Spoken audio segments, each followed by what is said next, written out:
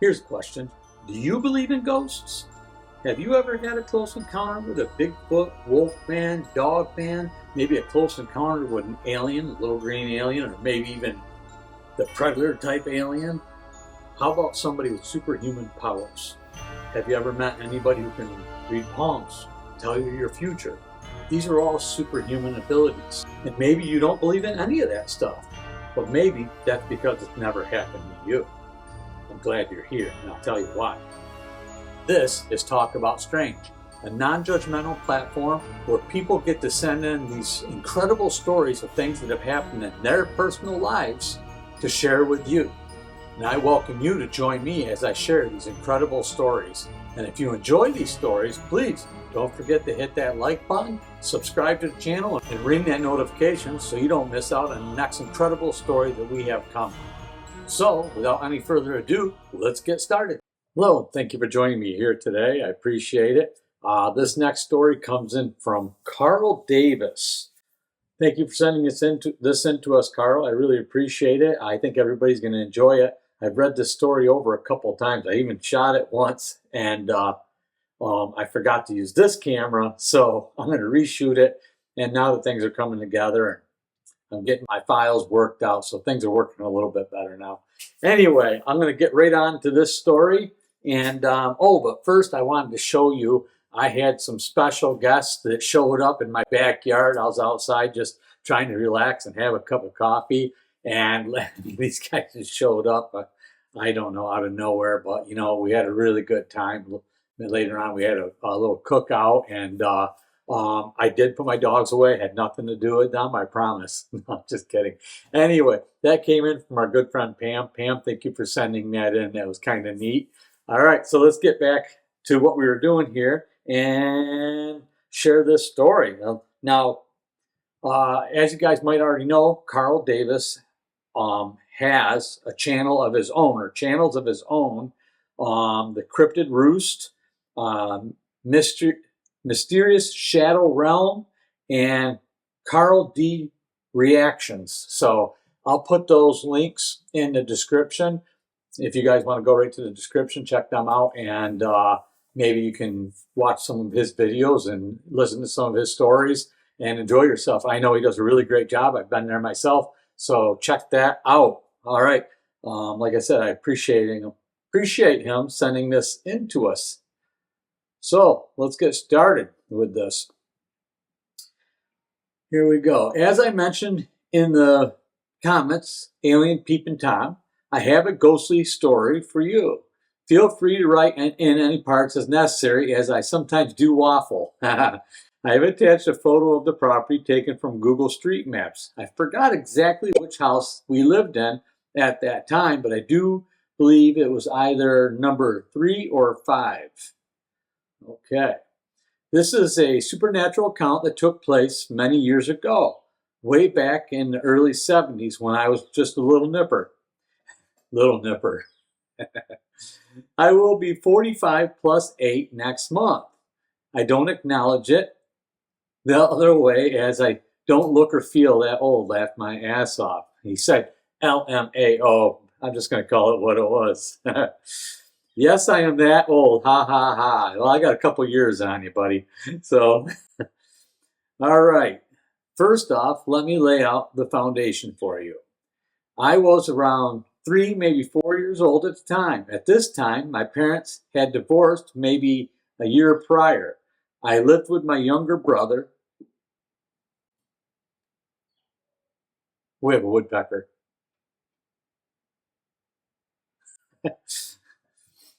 He shows up when I record, by the way, just so you know. All right. Sure, he threw me off. I lived with my younger brother. He is approximately a year younger than me. My mom, and on the night in question, a friend of my mom's was stopping over. And just to clarify, the friend was my mom's ex-husband, Tony. But they remained good friends for many years afterwards. And yes, I mean just good friend. I grew up in Cardiff, South Wales. That's a jump over the pond, isn't it? Wow. At this point in time, we lived maybe a couple of miles from the city center in the rented 3-bedroom terrace house from the local city council. My brother and I shared one bedroom. My mom had another, and Tony, whenever he stopped over, had the 3rd bedroom. The house we lived in was originally a council house, or what you would call a social housing. And before my parents divorced, they were buying the house off from them. When they split up, my father gave written permission for my mom to take over the mortgage. More details regarding that later. Now, I am sure you are aware that generally children under the age of 10 are pretty much in tune with the psychic side. Yes, I am aware of that. I am. So much more than when we get older. Right? They can see many spiritual areas older children and adults cannot, as they tend to lose the ability. There is a general consensus that it is possibly that many of young children's invisible friends may actually be spirits. Just to jump off for a quick second, my daughter had a friend when she was little, and I'll tell you what, the conversations that she would have with this person that we couldn't hear was sometimes like, what? Where did this come from? You know, the conversation is kind of something else, really. And our other daughters, we had 3 daughters we raised in that house, had seen different things and had different things happen in the house. I don't know if I ever talked about that, but maybe I'll get to that at some point. But let's continue here. I have no memory of what occurred at this property, so this story is basically from what my mom had told me and many times over the years. During the time that we lived there, from what I had been told on many occasions, both me and my little brother used to see a spirit of a fat man in a particular corner of the kitchen, as well as the exact corner in the bedroom directly above the kitchen. On other occasions, we used to just see the man's dog, and another occasion, we would see them both together. Oh, and the bedroom above the kitchen was our bedroom. Now, I don't know what, if anything, the spirit of the old man may have said or to us during this occasional visits, but needless to say, we obviously didn't like seeing either of them. From what my mom had told me, whether he appeared in the kitchen, it would usually be when we were sitting at the kitchen table. So I would assume this would be during our dinner or supper time when he appeared. Our usual responses was "Go away, man," or "Go away." And if the dog appeared, we would be like, "Go away, dog, go away." This used to freak her out. Back then, my mom didn't know much about the psychic side of things, even though she used to on occasion have psychic dreams. These she just seemed to call funny dreams. Anyway, eventually my mom had the feeling that this spirit man was trying to get to us for whatever reason. So what she did to try and stop this was to move me and my little brother out of the bedroom and up us into hers. In other words, we all swapped bedrooms. One night following this, after my mom had gone to bed and had the shit startled. No, I'm sorry. Oops. One night following this, after my mom had gone to bed, was when shit started happening. The spirit of the man was obviously pissed at my mom for swapping bedrooms and decided to take matters into his own hands. I am sure you know what astral projection is. I know a lot of the people here do. Well, this spirit gave her what is known as an involuntary astral projection. In other words, it was totally against her will. From what I can gather during any type of astral projection, if you see or sense any dark clouds gathering around you, you must get back into your body. If you don't, you die when the dark clouds meet in front of you. Well, I don't know how long her astral projection lasted for, but during the time it had occurred, she was floating above her sleeping form, and she eventually saw these dark clouds gathering around both sides of her. And somehow she just knew that she had to get back into her body. Don't forget, during this time, she was asleep, or at least her body was. At this point, she said she couldn't breathe at all. My mom said the sensation was like that of driving at a high speed down a motorway and you have your head sticking out of the window. Yeah, I understand that. That's a good analogy for it. You have this rushing air blowing into your face and you can't breathe. This is the closest description I can give. At this point, I must go off on a tangent, but this will become obvious why. When my mom was born, way back in 1943, she was actually born dead. When she was born, the midwife saw that she was dead and put her body to the side and started concentrating on my grandmother. One of the keen-eyed midwives or nurses spotted my mother's tiny body twitch. She picked her up and realized she was having trouble breathing and not sure what she did, but obviously she succeeded in getting her tiny little body to breathe.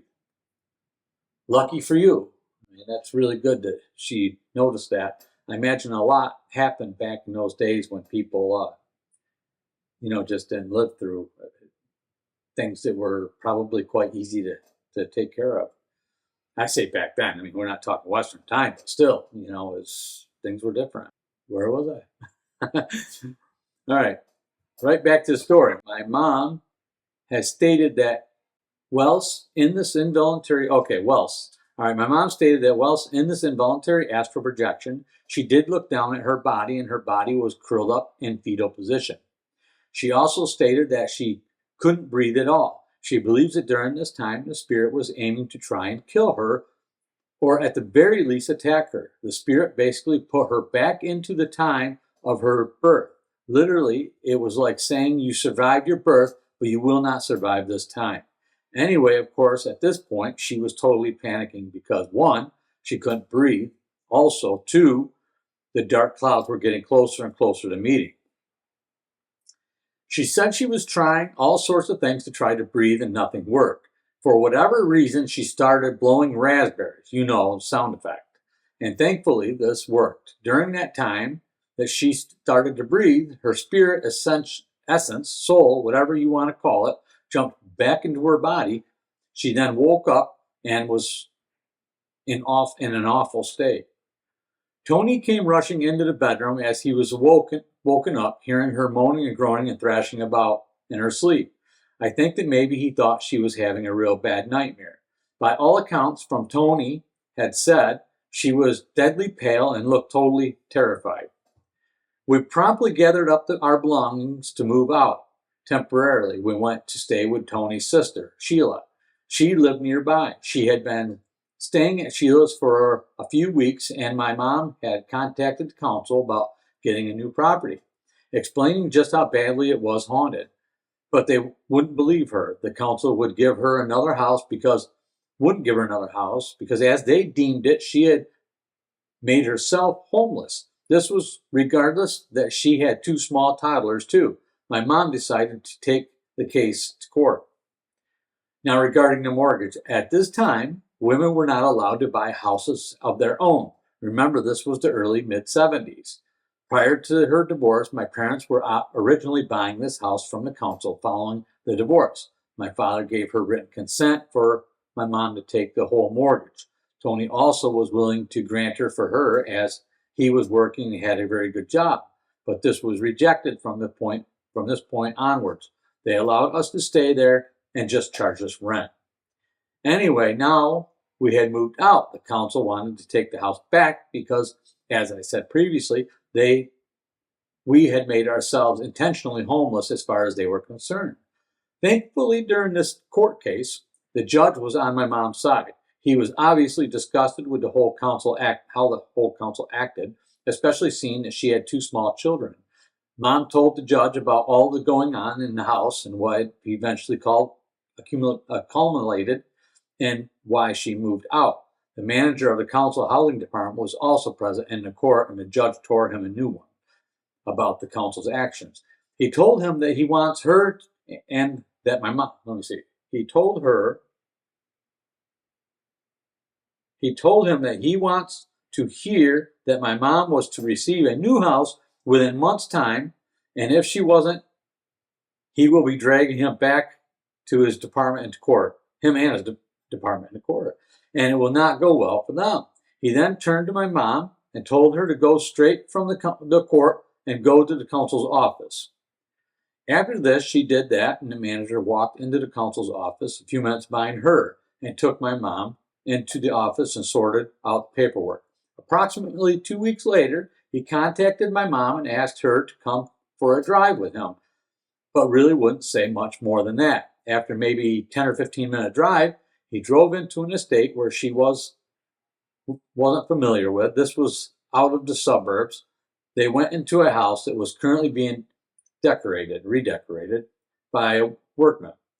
After showing her around the house, by the way, she was still pretty clueless as to what this trip was all about. He turns to her and asks if she liked the look of the house. Of course, she said yes, it looked really nice. He said, "Great. This is your new home, and as soon as the decorating is finished, we would give you the keys." We lived in that house for 8 years before moving to another house in another estate to be closer to my mom's sister. That was in 1983. And yes, we had plenty of great memories in that house, in that other house. Oh, and one other thing. Due to the nature of the court case, it turns out that the story appeared in a local newspaper because it turns out a journalist happened to be there sitting on the court case that day. Ha ha. Boy, you lucked out. No wonder they moved their tails. That's one way to get it done. Yeah, that's really neat. Wow. So that he didn't follow you. That was over. I wonder, did you ever hear anything else? From anybody that in that house that had moved in there later on? I don't know if you can ask your mom that or not, if she's still here with us, but very interesting. Thank you for sharing that with us, Carl. I hope you guys enjoyed that story. Yeah, I posted that picture up, and we got more stories to come. So stick around. I will see you again really soon.